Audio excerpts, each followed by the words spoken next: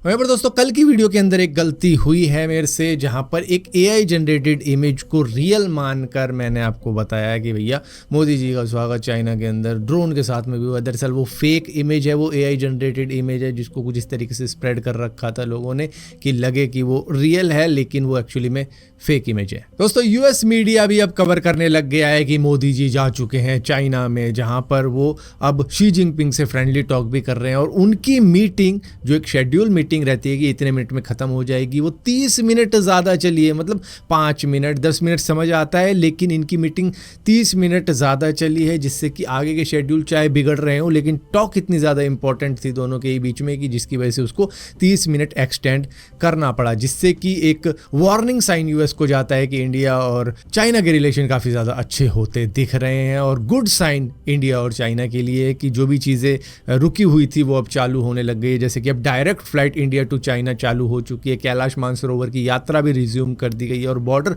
Stability के लिए special representative भी बिठाए जाएंगे, ताकि जब भी बॉर्डर की कोई बात होगी या फिर कोई चीज़ होगी तो वहाँ पर ये रिप्रेजेंटेटिव बात करके किसी तरीके का सोल्यूशन निकालेंगे। और इसी के साथ साथ अब US ये भी ट्राई कर रहा है कि चलो अब ग्रुपिज्म करना शुरू करते हैं। वो यूरोपियन कंट्रीज को भी अब कहेंगे कि इंडिया के ऊपर तुम सैंक्शन लगाओ, टैरिफ लगाओ, ताकि वो अब किसी तरीके से रशिया से ऑयल परचेज करना बंद करे, जबकि इंडिया अब अगले महीने से रशिया से 10 से 20% और ज़्यादा क्रूड ऑयल परचेज करेगा, ऐसा भी अब बताया जा रहा है। और यहीं पर एक और चीज़ भी है कि इंडिया यूक्रेन का सबसे बड़ा सप्लायर है डीजल का, लेकिन फिर भी US कहता है कि नहीं तुम रशिया की मदद कर रहे हो, यूक्रेन का कुछ नहीं कर रहे हो। लेकिन यूक्रेन को अगर सबसे ज़्यादा डीजल कोई देता है तो वो इंडिया देता है। और इसी के साथ साथ व्लादिमीर पुतिन भी अब चाइना पहुंच चुके हैं, जिनका भी ग्रैंड वेलकम हुआ है रेड कारपेट के साथ में। और इसी के साथ साथ अब ये देखना बहुत ज़्यादा इंपॉर्टेंट हो जाता है, क्या मोदी जी, शी जिनपिंग और पुतिन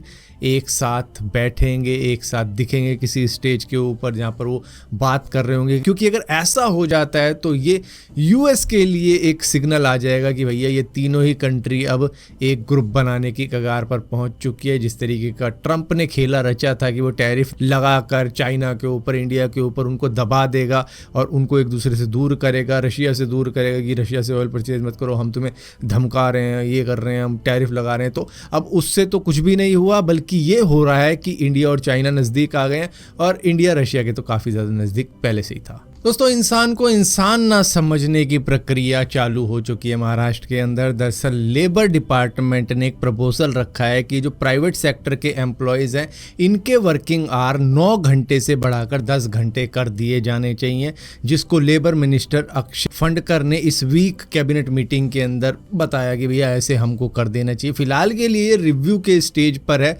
अभी फाइनल डिसीजन नहीं आया, लेकिन आता है तो भैया 1 घंटे एक्स्ट्रा काम करना पड़ सकता है प्राइवेट सेक्टर में काम करने वाले लोगों को महाराष्ट्र के अंदर। अब इसको सुनने के बाद में कई सारे लोग नाराज भी हैं, वो कह रहे हैं कि नहीं 10 घंटे क्यों, हम 12 घंटे काम कर लेते हैं। कोई कह रहा है 23 घंटे ठीक ठाक रहेंगे, कोई कह रहा है कि 20 घंटे कर लेते। तो इस तरीके से लोग अब टॉन्ट मारकर अपना गुस्सा जता रहे हैं। और यहाँ पर दोस्तों पंजाब के हालात बहुत ज़्यादा इस वक्त में नाजुक हो रखे हैं, क्योंकि जो फ्लड आया है वो पंजाब के अंदर काफ़ी ज़्यादा इफेक्ट पहुंचा गया है, जिसकी वजह से कुछ इस तरीके के हाल हो रखे हैं पंजाब के अंदर, जहाँ पर पंजाब के लोग भी काफ़ी ज़्यादा हेल्पफुल हैं, वो एक दूसरे के गाँव की हेल्प कर रहे हैं। हरियाणा से भी मदद मिल रही है, और भी जो भी हेल्प हो सकती है, आर्मी भी वहाँ पर डिप्लॉय की गई है किसी तरीके से हेल्प करने के लिए। तो वहाँ पर सिचुएशन कुछ इस तरीके की है कि फसलें काफ़ी ज़्यादा बर्बाद हुई हैं, काफ़ी ज़्यादा नुकसान हुआ है, लोगों को एवैक्यूएट किया गया है, और जो भी चीज़ें कर पा रहे हैं लोग एक दूसरे के लिए पंजाब के अंदर ही वो कर रहे हैं। यहाँ पे जो नंबर सामने आए हैं अभी कि 1000 से ज़्यादा गांव हैं जो कि अफेक्टेड हैं, और इसी के साथ साथ लाखों लोग हैं जो कि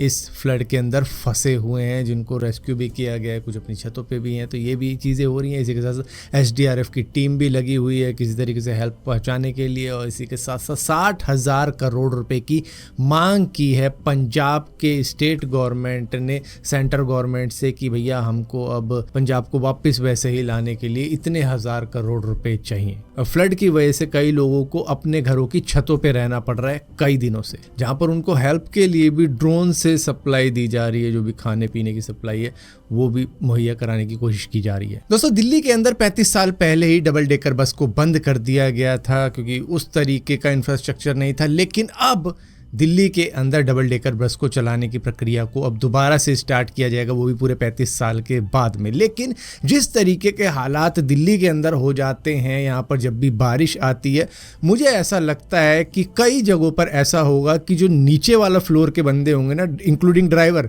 वो शायद अंडर वाटर होंगे। उनके लिए सबमरीन की तरीके से होगी और ऊपर वालों के लिए नाव की तरीके से होगी जब अंडरपास से ये बस निकलेगी। तो थोड़ी सी ऑक्सीजन सिलेंडर भी इसके अंदर होनी चाहिए नीचे वालों के लिए कि किस तरीके से वो क्रॉस कर जाएं उस टनल को, और उसके बाद में जैसे नाव बाहर आती है या फिर कोई टैंकर बाहर आता है पानी के अंदर से, पानी वाला भी टैंकर होता है, बस वैसे ही होना चाहिए।